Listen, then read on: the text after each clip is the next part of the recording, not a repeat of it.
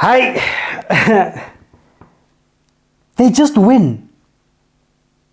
They just keep winning. That's the scariest thing about this Mamelodi Sundowns team. Earlier in the season, I called them a silent killer. No excitement, no fanfare, no really huge scores, no noise, just winning. Sundowns comes out again and they win versus Amazulu. Another 3 points. They've now gone to 58 points.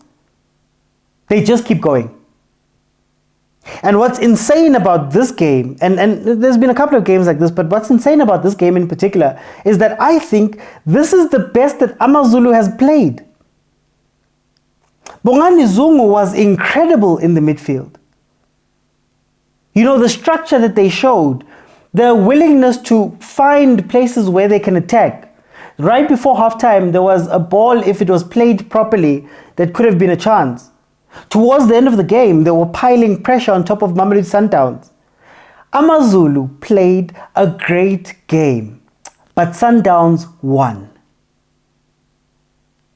And here's the insane part. When you look at Mamelodi Sundowns, obviously they're missing Allende. And you start to see how important Allende is in the grand scheme of things for Mamelodi Sundowns in terms of playing the ball up, passing the ball, linking the play. You start to see how important that Allende character in the midfield is. And you can't get it from Mudiba. And you can't ask for it from Adams. And you can't ask for it from Mkhulise. In fact, I think what's interesting about Mamelodi Sundowns right now is that their normal starting midfield, the one that has Mokwena at the base, that has Allende usually towards the right, has Jayden Adams towards the left, is incredible because those three players have developed some sort of crazy chemistry between them. If you take out Mokwena and you bring in Aubas, you don't have the same defensive cover, you don't have the same first ball out. If all of them are, if Mokwena's back in, but Mkhulise has to come in for Adams, you see that corner something, man, it's missing. Allende becomes a little bit more conservative in his play. He doesn't go forward as much. Abo Ribeiro start dropping back in. Now we saw today that if Adams is fit and Mokwena's fit, and you look at Mamelodi and you look at Allende and you take him out and you put in a Mudiba, you see that something's missing. So that dynamic is really interesting to watch. You look at the front line of Mamelodi Sundowns, Shalulile keeps showing that sometimes you just need to keep pushing.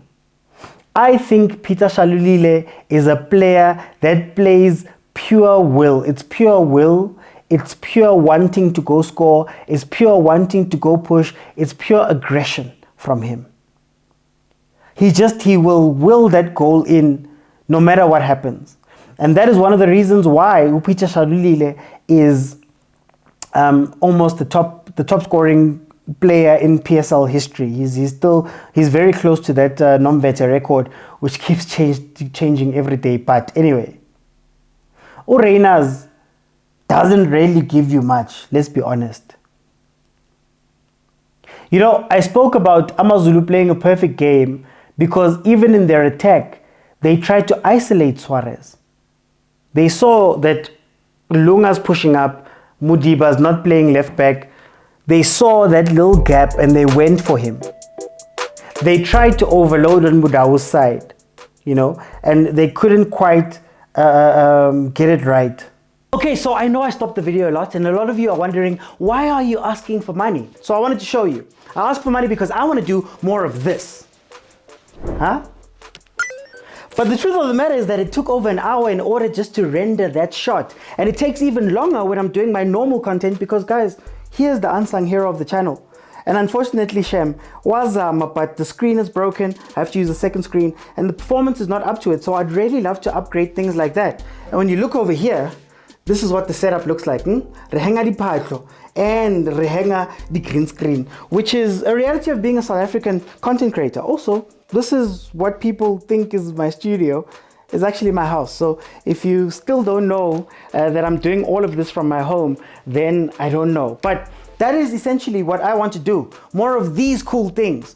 But I need you guys to please help me out by donating 50 Rand or more into this account. You know, we're fighting for multi-choice. And multi-choice, but there is subscription models all over the place. And I'd love to give the biggest quality while also being able to pay my rent and do things like that. That is where your money is going. And I promise to give you only the best content that I can if you do throw something in. So I just wanted to show you guys what I want to do with your money. I want to take this South African football and fulfill my dream of taking it into the future. But thank you guys so much. Remember, this is the bank account that you deposit into.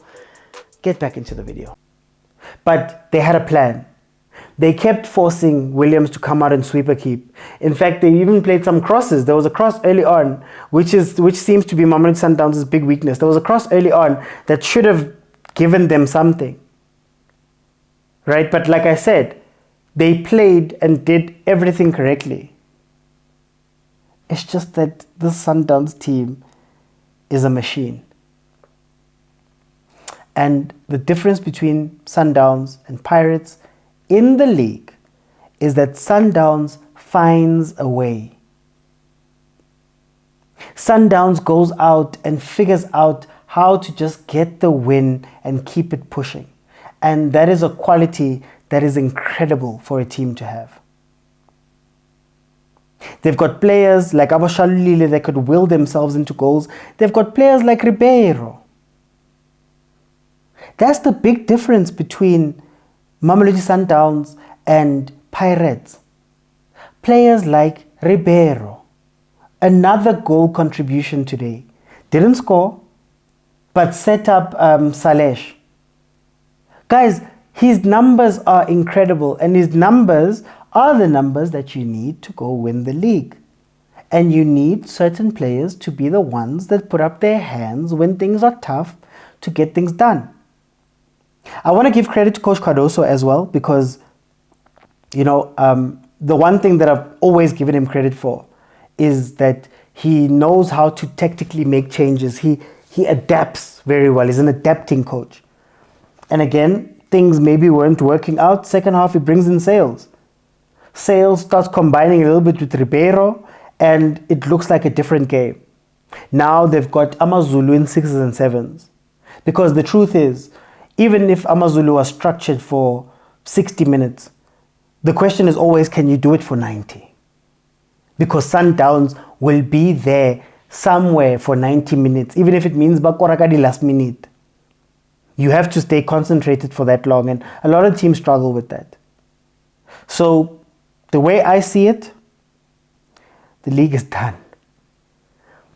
In fact, if Sundowns can put the last nail into Pirates' coffin on Sunday, then the league is gone. It's just about how far Sundowns can stretch it. Last season, they won by 23 points. Who knows what they can do this season if they've got record amount of points, record amount of goals. It's insane. It's insane what Sundowns is doing. Really, it's in their hands. If they lose it, it's going to come down to Sundowns, and I don't know if they're going to lose it. Points after points after points, wins after wins after wins, goals after goals after goals. Guys, I don't know. I don't know who's going to stop the Sundowns. And with Pirates not being serious, they're just going to walk the league again. Consistency is what wins you leagues. Over and above consistency, consistent wins is what brings you leagues. And Sundowns is giving us a masterclass for the 8th year in a row. We've asked, how do you follow an invincible season? Just look at the pedigree. 9 points they won with at some point. Then they went to 16. Last season they've gone to 23. Now they're breaking all the records that were broken last season, essentially. This is insane. And I want to give credit to Mamelodi Sundowns. Another quality win versus a quality Amazulu team. Coach Zwane, you did what you could. You're doing great with that team. But it's just not enough. Yeah, well-deserved win. I'll see you guys on the next one.